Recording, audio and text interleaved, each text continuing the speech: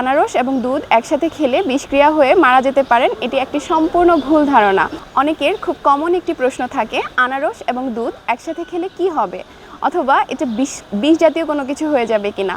এটা আসলে আমাদের সমাজে প্রচলিত একটা মিথ যে আনারস এবং দুধ যদি কেউ একসাথে খায় তাহলে বিষক্রিয়া হয়ে সে মারা যেতে পারে। এটা আসলে ব্যাপারটা এতটা টক্সিক কিছু নয়।